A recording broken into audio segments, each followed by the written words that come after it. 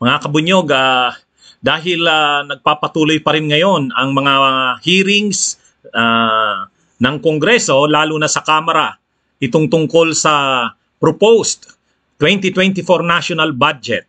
At nitong nakaraang mga araw, ang mga naunang isinalang ay ang mga departamento at tanggapan na nasa ilalim ni Sara Duterte, lalo na ang Office of the Vice President at ang Department of Education o DepEd.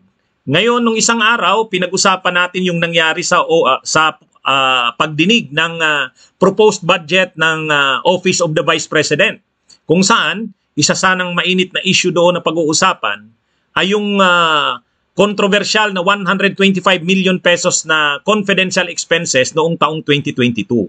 Yan ay inilabas ng grupo ng Makabayan Black sa pangunguna ni Congresswoman Franz Castro. Pero ang sabi noon ni Sara Duterte sa isang statement, haharapin niya ang mga aligasyon ni Franz Castro. Pero nung pagdinig nung isang araw, noong August 30, hindi naman pinayagan ng mga kasamahan, hindi naman pinayagan ng mga kongresista ng Committee on Appropriations, sila Franz Castro at Raul Manuel na magtanong kay Sara Duterte. Hindi na nila ito isinalang. Kaya yung issue na sabi ni Sara Duterte, sasagutin niya sa budget hearing ang issue na yon, hindi naman nangyari.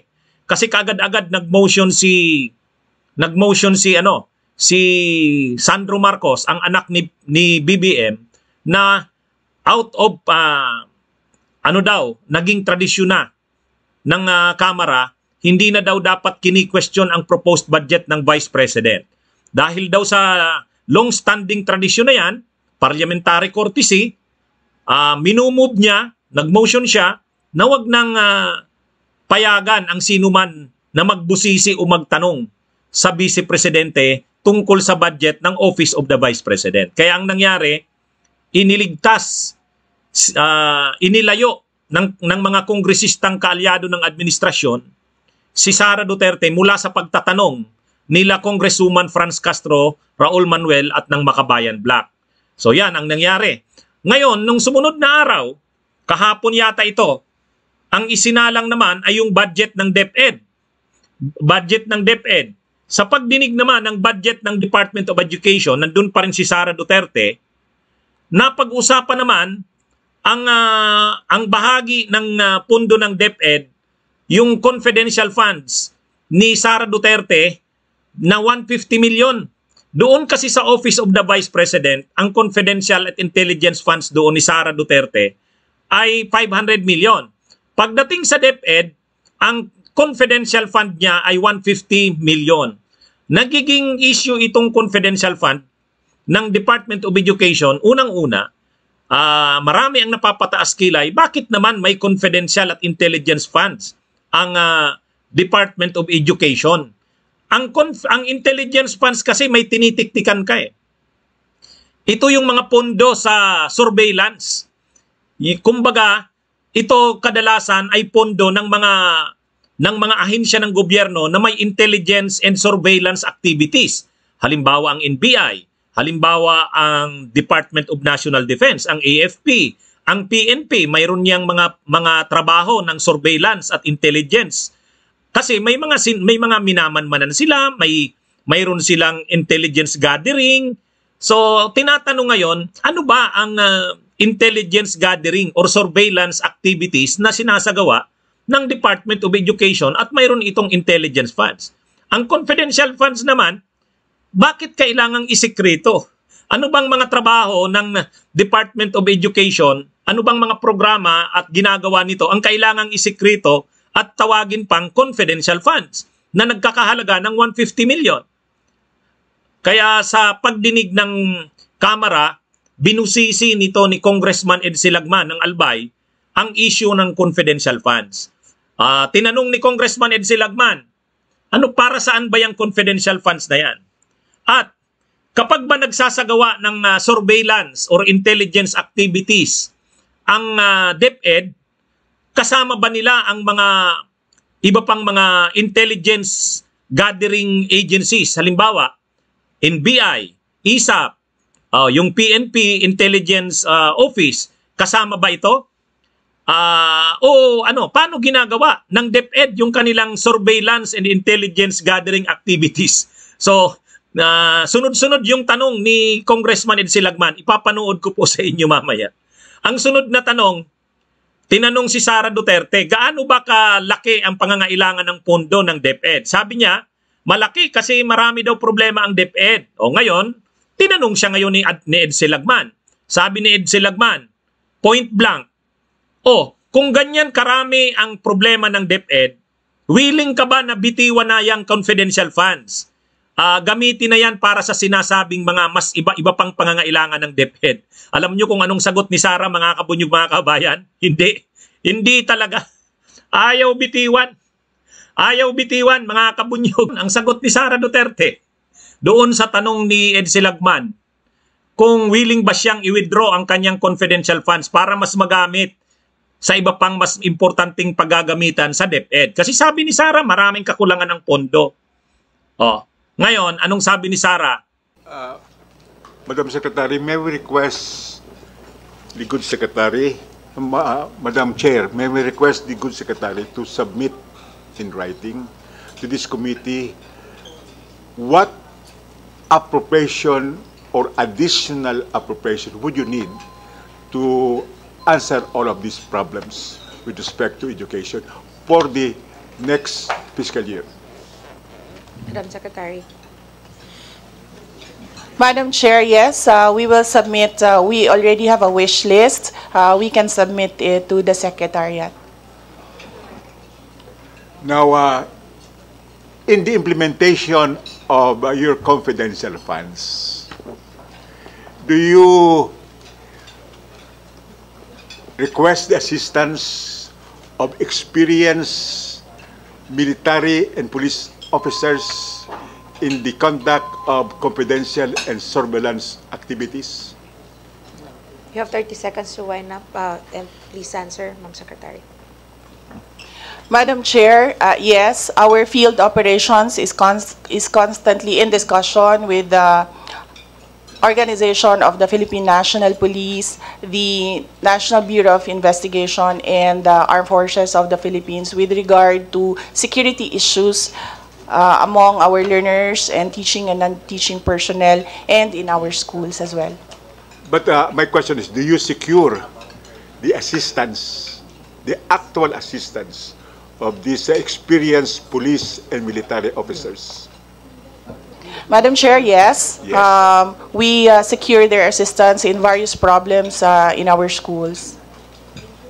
And do you give any compensation, allowance to these experienced police and military officers?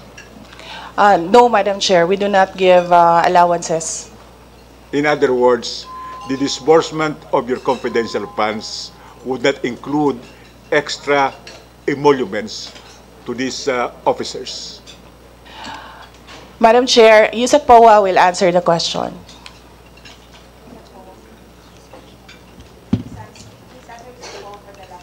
Yes. No, Your Honor. Our disbursement of our confidential funds is in accordance with 2015-01 for the activities enumerated under paragraph 4.81 to 4.86, Your Honor. Okay. Thank you very much, Representative Just one Guzman. point, Madam Chair. Okay, for your last Now, question. considering the universe of shortages in the Department of Education, which would need adequate funding, Madam Secretary, would you voluntarily withdraw your request for confidential funds in the Department of Education?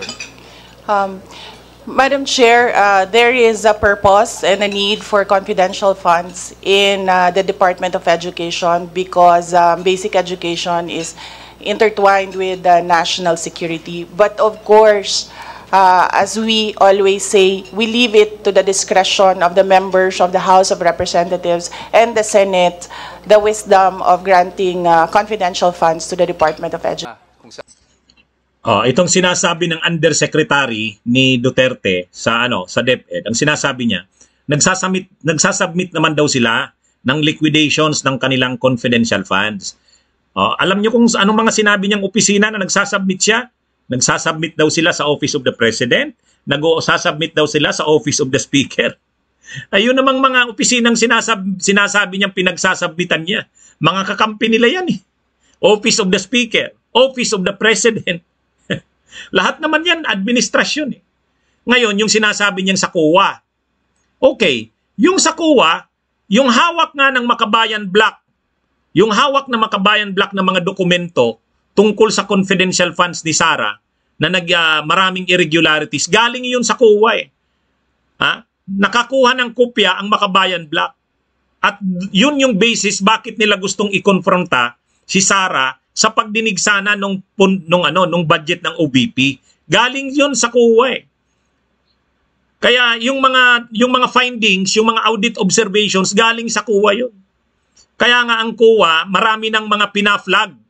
Ibig sabihin, yung maraming naoobserbahan na ng mga irregularities ang COA sa paggastos ng Office of the Vice President at ng DepEd. Kaya nga hawak-hawak ng Makabayan Black yung galing sa COA kasi public records naman yan eh. Kaya lang dapat ikonfronta sana si Sara Duterte doon. Ikonfronta. Kaya lang iniwasan niya, iniligtas siya ng kanyang mga kaalyado sa administrasyon. Yan ang problema dyan. Yan ang problema dyan. Lalo na sa DepEd, tingnan niyo mga kabunyog ang confidential funds ng DepEd. Sa 2010 to 2016 ni Brother Armin Luestro, siya pa ang secretary ng DepEd noon, walang confidential funds. Sa panahon ni Duterte, ni Liling Briones, siya ang secretary ng DepEd sa panahon ni Duterte, 2016 to 2022, wala ring confidential funds. Sa panahon lang ni Sara Duterte bilang DepEd secretary, nagkaroon ng confidential funds na 150 million noong 2023 at 150 million na naman ang proposed sa 2024.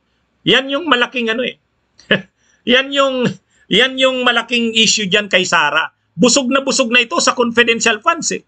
Ang Office of the Vice President, ang confidential at intelligence funds niya 500 million. Sa DepEd 150 million. Yan ang issue dito. Kaya yung mga kababayan natin na hindi nauunawaan itong issues na pinag-uusapan natin, dapat maintindihan nila na ang pinapangalagaan natin dito ay ang pera ng bayan. Inuulit-ulit ko itong i-discuss dahil accountable sila Sara Duterte kahit pa siya Vice Presidente ng Pilipinas. Kahit pa si Marcos Jr. na Presidente ng Pilipinas, accountable sila sa atin na ipaliwanag ano yung confidential at intelligence funds na yan. Dahil pera natin yan. Yan ang malinaw na punto natin dyan mga kabunyog, mga kababayan. Sabi ni Mary Ann Cabigas, mabuti pa pala yung binabansagan nyo ng NPA, mas makabayan pa. Totoo yan. Yung mga kongresista dyan, wala naman eh. Amin ng amin sa gusto ni Marcos, ni PBBM at saka ni Sara. Yung role ng Kongreso na dapat, ito ang bantay ng bayan. Kasi dapat mga kabunyog, yan ay proposed budget. Ibig sabihin ng proposed, panukalang budget. Ang nag-propose niyan, executive. Ang nag-propose niyan, mga ahensya ng gobyerno. Executive. So ang trabaho ngayon ng Kongreso, yung proposal ng executive ay busisiin. Busisiin.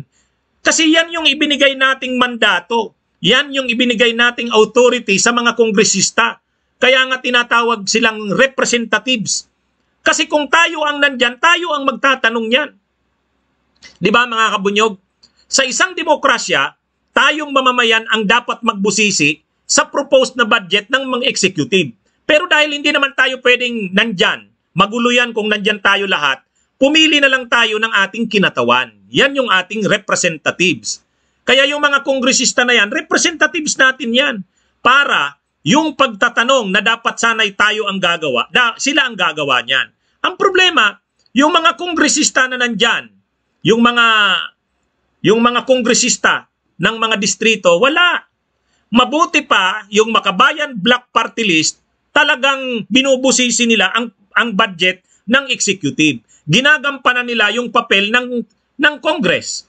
Ang totoo na, kung ang Bunyog nanalo dyan, ako yung first nominee, kasama tayo dyan sa magbubusisi niyan. Kaya sa susunod pong eleksyon, suportahan nyo na ang Bunyog para may makalagay, may makaupo dyan na dagdag na magbubusisi niyan. Kailangan natin ng maraming kongresista na magbubusisi ng budget ng gobyerno. Tama yung sinabi kanina ni Raul Manuel. Hindi pwede yung sinabi ni Sandro Marcos na tradisyon. Kasi ang naging argumento ni Sandro Marcos, tradisyon na daw sa Kongreso na kapag pinag-uusapan ang budget ng Vice President, hindi na raw ito binubusisi. Hindi na raw binubusisi, kaya aprubahan na lang daw yan. Out of parliamentary courtesy. Mali yun Mali yun. Ang papel ng Kongreso ay busisiin ang budget ng executive. Kasi tayo dapat ang mamamayan ang magbusisi niyan. Pero dahil hindi naman pwedeng nandyan tayo, ilang milyon bang Pilipinos tayo? Hindi pwede yan. Kaya tayo, representative democracy. Ibig sabihin, yung kapangyarihan nating mamamayan na magbusisi ng pondo na yan, ibinigay na natin sa ating mga kinatawan. Kaya nga ang tawag sa kanila kinatawan, representatives. Ang problema, kung yung mga kinatawan natin, hindi nila tayo kinakatawan. Kasi kung tayo ang nandyan, bubusisiin natin yan Tatanungin natin, para saan ba to? Kailangan ba talaga to? Di ba? Dapat ganun. Dapat ang tanong ng mga kongresistang nandyan ay ganun. Problema, hindi yan ginagawa ng mga kongresista. Lalo na nung nakaraang araw, nung pinag-usapan yung budget ng Office of the Vice President. Sabi ni Sandro Marcos, dahil tradisyon na hindi kini-question ang budget ng Vice President, bakit hindi kay-questionin? Bakit hindi kay-questionin, di ba? Ay, mga kabunyog, yan ang problema ng ating sistema ng demokrasya. Hindi na po ito yung totoong demokrasya na gusto natin. Yan po ang malungkot, mga kabunyog. Anyway, ito po ang ating naging talakayan ngayon. Patuloy po ninyong suportahan ang aking mga talakayan, mga kabunyog, dahil dito po, palagi po nating itinataguyod dito ang katotohanan. Ang ipinaglalaban po natin dito, walang iba kundi ang interes ng ating bayan. Mabuhay po tayo. Salamat sa patuloy na pagtangkilik ng Attorney Ricky Tumutorgo, ng Attorney Enzo Recto at ng Bunyog Pagkakaisa Public Page. Bunyog, halikan na kasama ka. Bunyog, kapag buklod ay may pag-asa. Luzon, Visayas, Mindanao, isa ang pananaw. Sa bagong Pilipinas ang bunyog isisigaw.